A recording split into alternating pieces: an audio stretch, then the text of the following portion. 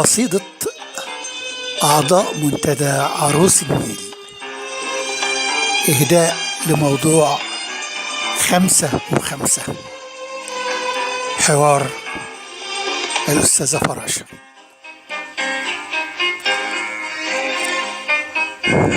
يا أجمل صحبة ويانا، قمر ونجوم هنا معانا، بتسعدنا وتوعدنا بكل جميل بتهدينا. فراشة فاتحة دورها لأهل الدار وزورها، ووسط الدار دي ياسمينة، وبحوارها وأفكارها وأحاسيسها وأشعارها بنور الكلمة تهدينا. ودون الغالية مع رامي، وهاني وميلو مع سامي، تعيش أغلى أسامينا. مهندس صح ورياضي، وعشقك مصر يا بلادي، واخدنا من زمن أحمس معاه تحلى حكاوينا.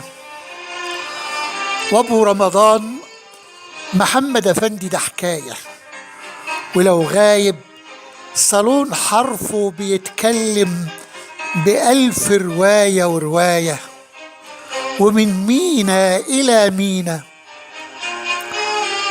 وأستاذنا الجميل سيد عمود بيتنا وفاكهتنا، يشرفنا يثقفنا، بجنبه بتحلى قعدتنا، في كل مكان يطوف بينا. وده فنان قوي وقادر في كل مجال، صحيح نادر، أو اسكندر بيتغندر، وحتى اسمه كمان نادر، مخلي الدنيا دي جنينة.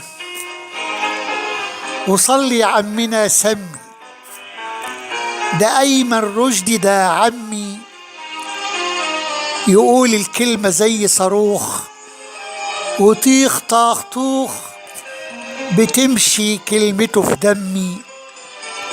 وعندل عندلاليبه على بابه هنا واقفين، يطلوا بحرفه يشجينا. وعيد أستاذ بيمتعنا، وعنده حلول لأوجعنا، يقول الحق أو لأ لما يطل ويجينا.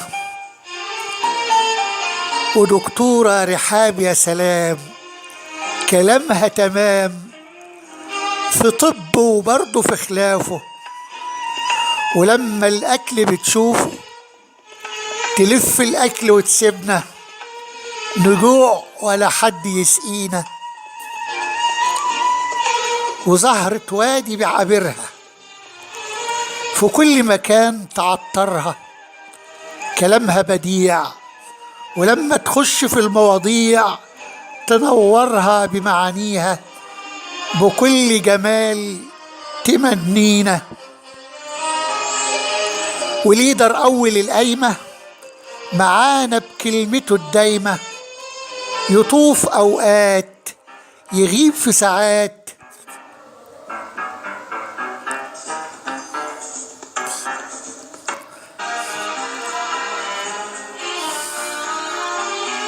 وليدر أول القايمة معانا بكلمته الدايمة، يطوف أوقات يغيب في ساعات، بشوف ليه كلمته صايمة. تعال وطل يا أخينا، ويا شاطر حسن فينك؟ حبايبك دول محبينك، وليك الغيبة بتطول، وليه الغيبة بتطول؟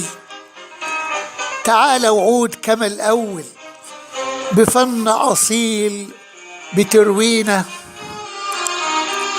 فلسطيني أخويا وطينه من طيني، وشاعر في الكلام واعر، وقدسه هي نور عيني، وراجعة يا قدسنا لينا. وأحمد شيكو يا فنان، جهودك في المكان بتبان ومجهودك على عينينا. وفي ختامي أبو فرج الجميل صاحبي وغيره مليش، وأستاذ الكلام والشعر، واسمه فوق صوار الجيش،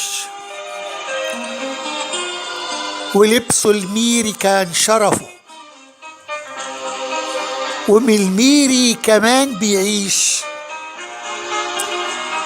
وجيشك مصر رجالة، وانت يا مصر في عينينا.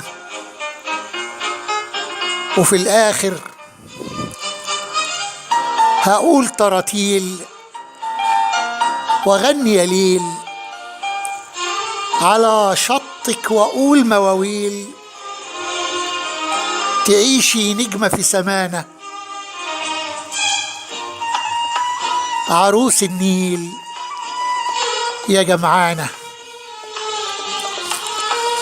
أشكر لكم حسن ضيافتكم ووجودي بينكم، وأحب أن أنوه عن أن الترتيب لا يعني أي شيء، ولكن هو ترتيب عشوائي، وكلكم أخوة أعزاء أحباء إلى قلبي. وأعتذر لمن سقط مني سهوا، وشكرا مرة تانية لعروس النيل وللأستاذة فراشة سيدة الدار ومديرة الحوار. شكرا لكم.